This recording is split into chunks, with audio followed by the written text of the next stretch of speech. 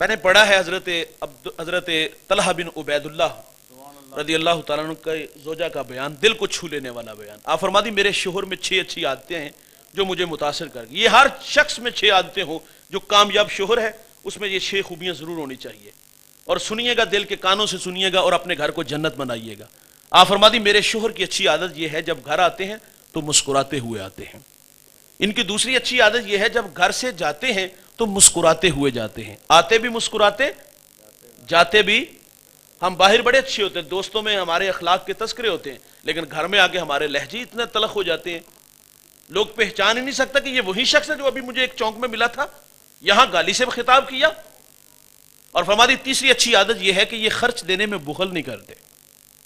یہ شوہر کی ذمہ داری ہے نا بھائی، میاں بیوی کا جو رشتہ ہوتا ہے نا، یہ بے تکلف رشتہ ہوتا ہے۔ شوہر سے بیوی خرچ مانگنے میں جھجک نہیں محسوس کرتی، تو یہ شوہر کا حق ہے کہ وہ اپنی بیوی کی خدمت خود کیا کرے۔ اور پھر ایک بات یہ بھی ہے کہ ہم دوستوں میں بیٹھے ہوں نا، تو باہر 10,000 کا کھانا کھائیں گے، مری 2 لاکھ اڑائیں گے، بیوی کو 500 روپے خرچ دے اس کا بھی حساب لیتے، تیرے کیڑے خرچے نے۔ میں نے ایسے لوگ بھی دیکھے ہیں جو باقاعدہ اس بات بھی باس کر دے، پچھلے ہم دے آئی ہے یار، جنہوں نے پال پوس کے جوان کر کے بیٹی دے دی ہے وہ آپ کے 500 روپے کے بھوکے ہوں گے۔ فرمادی خرچ دینے میں بخل نہیں کرتے۔ اور چوتھی اچھی عادت آپ فرمادی کبھی خرچ مانگنے کی ضرورت بھی نہیں پڑی۔ اور آپ فرمادی میرے شوہر کی 5ویں اچھی عادت یہ ہے کہ میں ان کا کوئی کام کر دیتی ہوں نا تو یہ میرا شکریہ بھی ادا کرتے ہیں۔ انسانی فطرت ہے، وہ حوصلہ افزائی کا محتاج ہوتا ہے۔ وہ ایک پیر صاحب مرید کے گھر گئے، کھانا بڑا اچھا تھا، تو کہا ذرا اپنی بیوی کو بلاؤ، تو کہا بیٹا میں نے کھانا کھایا، کھانا بڑا لذیذ تھا۔ تو وہ خاتون رونے لگی، تو آپ فرماتے آپ نے تو مجھے شرمندہ کر دیا، میں تو تعریف کر رہا ہوں۔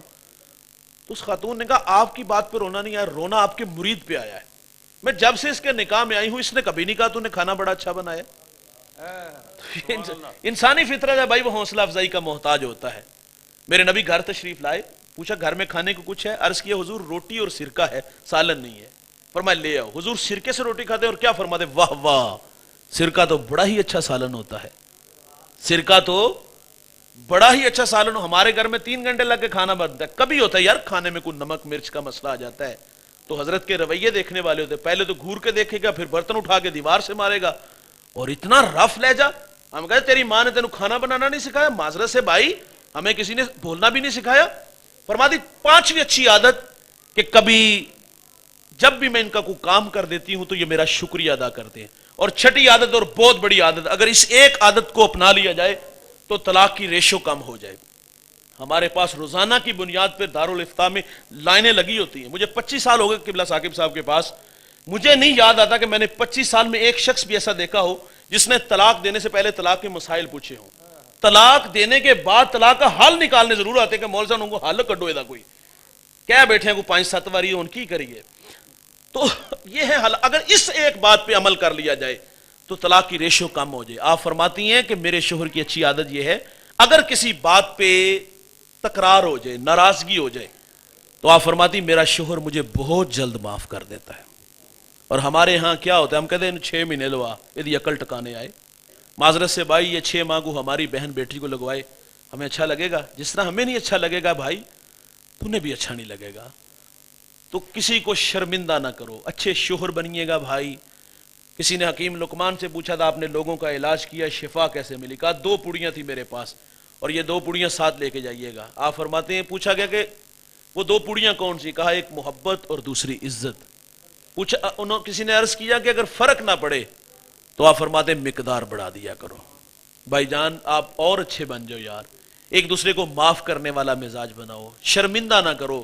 شرمندہ کرنا یہ اخلاق سے گرے ہوئے رویے ہیں۔ آخری بات گفتگو سمیٹ لیتے ہیں۔ حاتم اسم ایک بزرگ گزرے ہیں، اسم بہرے کو کہتے ہیں، وہ بہرے تھے نہیں لیکن اس نام سے انہوں نے شہرت پائی۔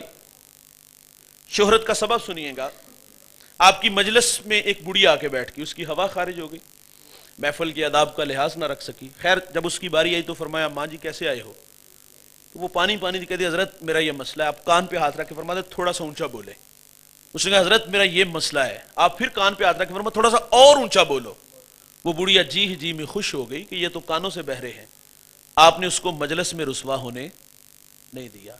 دوست یہی نہیں کہ مجلس میں نہیں رسوا ہونے دیا، وہ بڑھیا جب تک زندہ رہی آپ عارضی طور پر کانوں سے بہرے رہے، فقط اس لیے کہ اس ماں کو جب بھی یہ پتا چلے گا کہ میں نے اس کی دلجوئی کے لیے ایسا کیا تھا تو یہ پھر شرمندہ ہوگی۔ اور ہمارا حال کیا ہے؟ ابھی بارش برسی ہے نا، ہم جہاں سے گزر کے آئے گلی میں تھوڑا سا کیچڑ بھی تھا، بندہ ایسے جگہ سے گزرے، احتیاط سے بھی بعض گزرے تو پاؤں پھسل جاتا ہے۔ کبھی یہ منظر آپ نے دیکھا جب کوئی گرتا ہے تو وہ سب سے پہلے دائیں بائیں دیکھتا ہے کہ مجھے کسی نے دیکھا تو نہیں، بعد میں ملاحظہ کرتا ہے کہ چوٹ لگی کہاں ہے۔ اور جو دیکھ رہے ہوتے ہیں وہ گرتے کو سہارا تو نہیں دیتے، دور سے جو آواز آتی ہے وہ آپ بھی جانتے ہو، میں بھی جانتا ہوں۔ تو فرمایا کسی کو شرمندہ نہ کرنا۔ اللہ تعالیٰ مجھے آپ کو اچھے اخلاق عطا فرمائے، اچھے رویے عطا فرمائے، جو کہا سنا اللہ عمل کے جذبوں سے ہم سب کو مالا مال فرمائے۔